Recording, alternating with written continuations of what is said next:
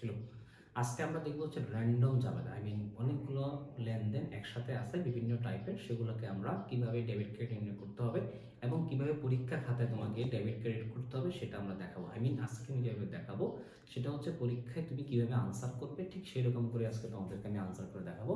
চলো শুরু করা যাক। আমরা দেখতে পাচ্ছি হাসান অ্যান্ড অ্যাসোসিয়েটস জানুয়ারি 1, 2017 তারিখে আইন পেশায় অফিস চালু করেন। প্রথম মাসের লেনদেনগুলো নিম্নরূপ। জানুয়ারি 1 তারিখ আইন পেশায় 50,000 টাকা মূলধন স্বরূপ বিনিয়োগ করা হলো। 1 তারিখে জার্নাল আমরা করব, এটা হচ্ছে আমাদের ঘর, মূলত যাবে করার ঘর, ডেবিট ক্রেডিট নির্ণয়ের ঘর। প্রথমে হচ্ছে তারিখ, বিবরণ, খতিয়ান পৃষ্ঠা, ডেবিট টাকা, ক্রেডিট টাকা, এই ঘরটা তোমাদের করতে হবে। তাহলে আমরা জানুয়ারি কয় তারিখ করব? জানুয়ারি 1 তারিখে 2000 কত সাল? 2017 সাল। আমরা তারিখটা দিয়ে নিলাম। এখানে লিখবো হচ্ছে আমাদের হিসাব পক্ষ। প্রত্যেক লেনদেনে 2টা করে হিসাব পক্ষ থাকে। আমরা দেখতে পাচ্ছি আইন পেশায় 50,000 টাকা মূলধন স্বরূপ বিনিয়োগ করলে কি হয়? আমাদের ব্যবসায় নগদ টাকা আসে। তাহলে আমরা একটা লিখবো হচ্ছে নগদান হিসাব। আরেকটা পক্ষ কি হবে? ব্যবসা শুরু করলে যা দিয়ে শুরু করুক না কেন, আরেকটা পক্ষের নাম হচ্ছে মূলধন হিসাব। মূলধন হিসাব। আমরা জানি ব্যবসায় এখানে নগদ টাকা আসছে, নগদ টাকা হচ্ছে সম্পদ, সম্পদ বৃদ্ধি পাওয়ার কারণ হচ্ছে ডেবিট। আমরা ডেবিট দিয়ে কি করবো? এখন আমরা এই নগদ বরাবর ডেবিট দিকে আমরা টাকা নেওয়াটা লিখবো। কত টাকা? এখানে 50,000 টাকা। মূলধন কি হিসাব? মূলধন হচ্ছে মালিকানা সত্ত্ব, মূলধনও বৃদ্ধি পেয়েছে, তাই মালিকানা সত্ত্ব বৃদ্ধি পেয়েছে। বৃদ্ধি পেলে কি হবে? ক্রেডিট হবে। এটা কোন দিকে লিখবো? ক্রেডিট দিকে আমরা লিখবো। এখন যখন তুমি ডেবিট ক্রেডিট নির্ণয় করবা, তখন তোমাকে কিন্তু এখানে কারণ উল্লেখ করতে হবে যে কি কারণে এই লেনদেনটা হয়েছে। তো কারণটা আমরা কি বলতে পারি? আমরা বলতে পারি হচ্ছে নগদ অর্থ দ্বারা ব্যবসা আরম্ভ করা হলো। এই যে কারণটা আমি বললাম, এই কারণটা কিন্তু একেবারে যে এক্স্যাক্টলি এটা তুমি লিখতে হবে এমন কোনো কথা নাই, তুমি তোমার মতো করে লিখলে হবে। কারণটা কোথায় থাকে? কারণটা কিন্তু আমাদের এই লেনদেনের ভিতরে কিন্তু আমাদের কি থাকে? কারণটা লুকাই থাকে। তুমি একটু প্র্যাকটিস করতে করতে তুমি পারবা। তারপরে দেখি আমরা জানুয়ারি 2 তারিখ। জানুয়ারি মাসের অফিস ভাড়া পরিশোধ করা হলো 3,000 টাকা। জানুয়ারি 2 তারিখটা আমরা এখানে দিই। জানুয়ারি 9 তারিখ, 2 তারিখ। তো অফিস ভাড়া প্রদান করলে পরিশোধ, কোনো লেনদেনে পরিশোধ কথাটা লেখা থাকলে তোমাকে অবশ্যই নগদ লিখতেই হবে। আরেকটা পক্ষ কি হবে? কি পরিশোধ করলাম আমি? অফিস ভাড়া। তো যা পরিশোধ করলাম তা আমি লিখব অফিস ভাড়া। আরেকটা কি হবে? আরেকটা হচ্ছে নগদান হিসাব। নগদান হিসাব। অফিস ভাড়া, অফিস ভাড়া হচ্ছে ব্যয়, ব্যয়টা এখানে বৃদ্ধি পেয়েছে, ব্যয় বৃদ্ধি পেলে কি হবে? ডেবিট। তাহলে টাকাটা আমরা কোন দিকে লিখবো? টাকাটা আমরা ডেবিট করে লিখবো। নগদ দান হচ্ছে সম্পদ, সম্পদটা এখানে চলে গেছে, কমে গেছে। নগদ কমে গেলে কি হয়? ক্রেডিট হয়। তাহলে নগদের টাকাটা কোন দিকে লিখবো? আমরা ক্রেডিট দিকে লিখবো। দেখো, নগদ ক্রেডিট, তাই টাকাটা কোন দিকে? ক্রেডিট। তুমি কারণ কি দিবা? এখানে কারণ দিবা, ব্যাখ্যা দিবা হচ্ছে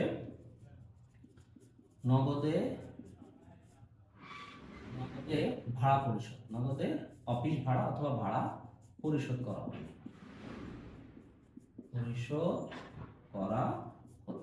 দেখো, তার মানে যেটাই আমাদের জার্নাল, যেটাই আমাদের লেনদেন, সেটাই কিন্তু আমাদের কারণ। জানুয়ারি 7 তারিখ ধারে অফিস যন্ত্রপাতি ক্রয় করা হলো 15,000 টাকা। জানুয়ারি কত তারিখ? এটা 7 তারিখ। ধারে অফিস যন্ত্রপাতি ক্রয় করলে কি হবে? যন্ত্রপাতি হচ্ছে সম্পদ, সম্পদ ক্রয় করলে সম্পদের নামে লিখতে হবে। সম্পদ ক্রয় করলে সম্পদের নামে লিখতে হবে। একটা যন্ত্রপাতি হিসাব। আর যন্ত্রপাতি ক্রয় করলো কিসে করলো? ধারে। ধারে ক্রয় করলে কি সৃষ্টি হয়? ধারে ক্রয় করলে পাওনাদার সৃষ্টি হয়, তার মানে সে আমার কাছে টাকা পাবে, পাওনাদার। আরেকটা পক্ষ হচ্ছে কে?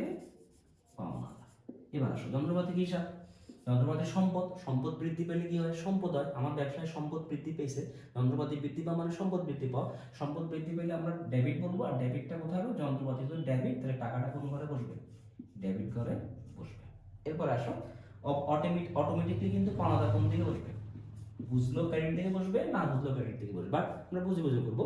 পাওনাদার হচ্ছে দায় হিসাব, ব্যবসায় পাওনাদার বাড়ছে, তার মানে দায় বাড়ছে, দায় বাড়লে হচ্ছে ক্রেডিট। এখন ব্যাখ্যা কি দিবা? দেখো, ব্যাখ্যা হচ্ছে কি? ওই যে যেটাই লেনদেন সেটাই ব্যাখ্যা। ধারে যন্ত্রপাতি ক্রয় করা হলো। আশা করি তোমরা বুঝতে পারছো। আমরা জানুয়ারি কত করব? জানুয়ারি 10 তারিখ। জানুয়ারি 10 তারিখ আমরা এখানে লিখি। জানুয়ারি 10 তারিখ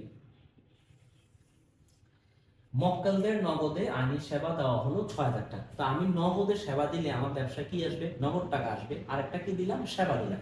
তাহলে একটা পক্ষ হচ্ছে নগদ হিসাব, আরেকটা হচ্ছে সেবা, সেবা আয়। আরেকটা কি আয়? কারণ আমি তাকে সেবা দিলাম। তো নগদ সম্পদ, সম্পদ বৃদ্ধি পেলে হবে ডেবিট, তাহলে আমরা ডেবিট দিকে লিখবো হচ্ছে 6,000 টাকা। সেবা আয়, এটা আয় হিসাব। আয় বাড়লে কি হয়? আয় বাড়লে হচ্ছে ক্রেডিট, তাই সেবা আয়ের টাকাটা আমরা কোন দিকে লিখবো? আমরা ক্রেডিট দিকে লিখবো।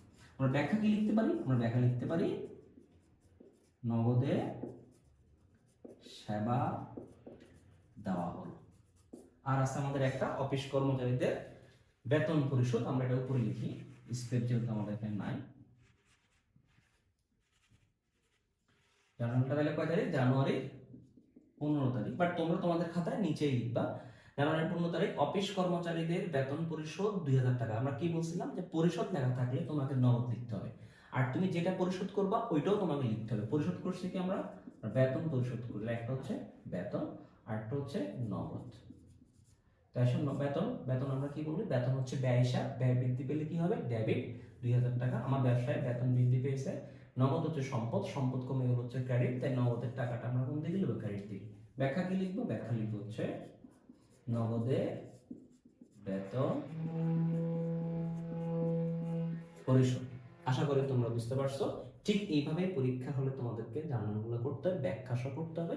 এরকম আরো কিছু জার্নাল, র্যান্ডম জার্নাল পুরো হিসাব বিজ্ঞান বই থেকে আমি দেখাবো ধারাবাহিকভাবে। এটা হচ্ছে প্রথম ক্লাস র্যান্ডম জার্নালের। পরবর্তী আরেকটা ভিডিও